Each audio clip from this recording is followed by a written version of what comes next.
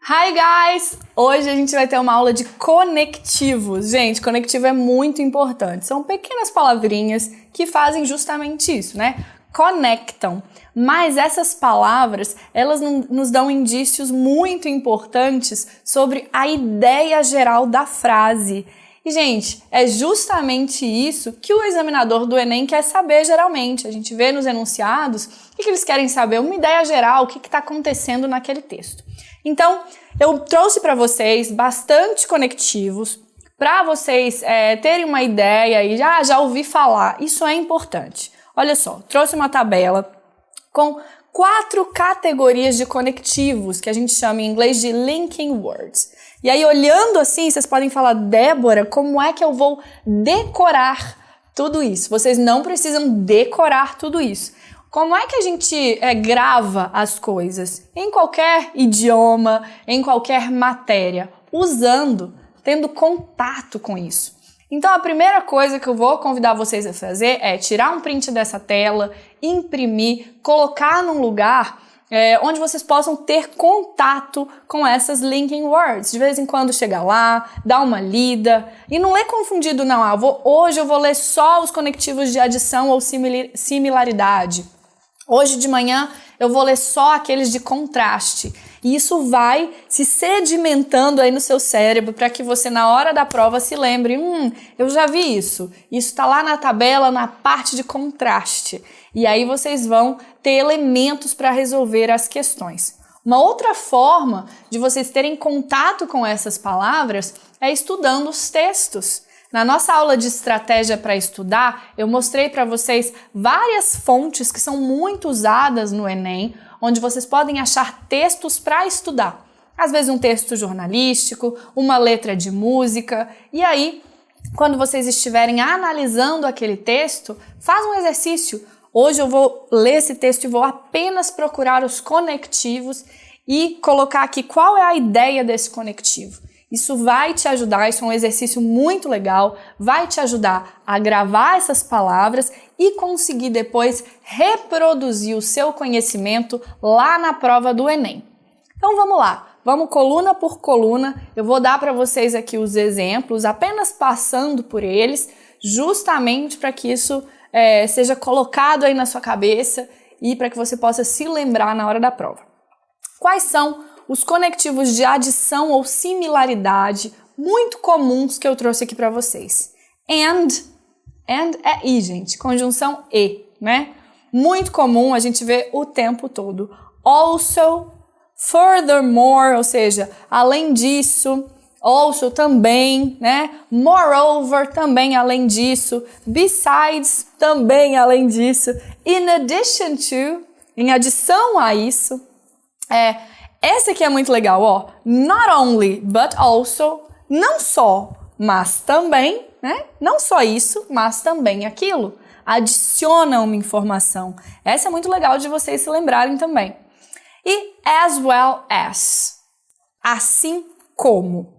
Então, esses são os conectivos de adição ou similaridade que eu vi que são mais comuns analisando as questões que a gente resolve aqui na sala de estudo. Esses são os mais comuns nas questões do Enem. Você pode, na hora que você for imprimir essa tabela, ir adicionando novos conectivos que vocês forem conhecendo na hora que vocês estiverem estudando. Então, tem um conectivo aqui que não está lá na tabelinha da sala de estudo. Coloca lá, né? É justamente esse o trabalho que vocês têm que fazer. Bom, qual é um conectivo de sequência? Tem then, né? Dá essa ideia de depois. Uma coisa aconteceu e depois aconteceu a outra. As a result, como um resultado, né? Uma sequência. Que também pode ser uma consequência, tá? Dependendo de como esse conectivo vai estar inserido no texto. After quer dizer depois. Earlier, antes, né? Later, mais tarde. Tem muito texto que tem primeiramente, segundamente, que é firstly, secondly, initially, to begin with, para começar, ou uma outra razão.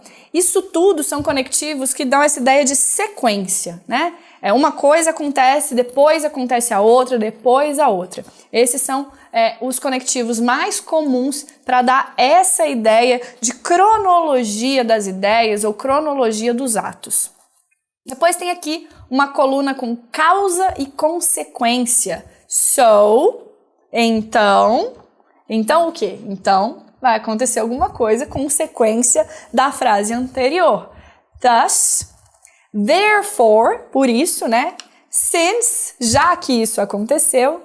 As a result, mais uma vez. Olha, essa tá muito fácil, ó. Consequently. Gente, e aqui, vou dar uma dica para vocês. Essa terminação ly, né? Li.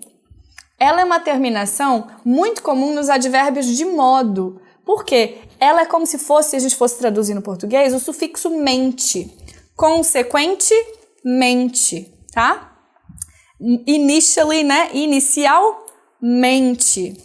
Thereby, eventually, quer dizer assim, no final, isso também vai acontecer. Não é eventualmente. Essa palavra aqui pode entrar lá na nossa aula de falsos cognatos, não é mesmo?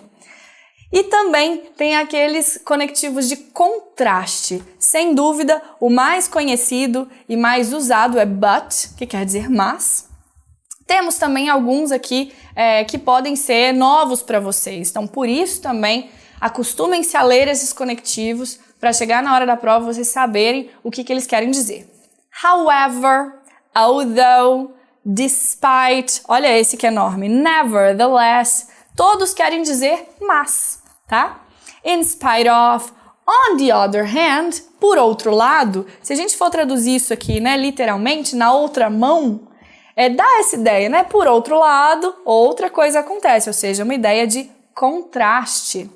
Though e although, né? Olha, esse aqui também, ó, aparece muito e ele já nos ajuda, porque tem a palavra contrary. On the contrary, né? Ao contrário da ideia de quê? De contraste. Yet e otherwise. Então, esses aqui são os conectivos mais comuns. A gente não vai traduzir cada um deles, mas como eu disse, o objetivo é que vocês tenham contato com esses conectivos para que possam, na hora da prova, se lembrar, esse conectivo dá a ideia de X. E aí, isso vai te ajudar. Mas, Débora, tem certeza que é importante eu saber disso, que isso pode me ajudar? Tenho, vou mostrar para vocês agora. Olha só essa questão do Enem de 2019. Tem aqui uma figurinha com algumas informações. A gente vê que tem porcentagem, 91%, 92%, tem uma gravatinha.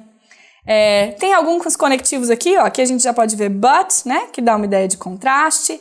Yet only, né, que também dá uma ideia de contraste, estava lá na nossa tabela. Enfim, e aí aqui, o infográfico aborda a importância do inglês para os negócios.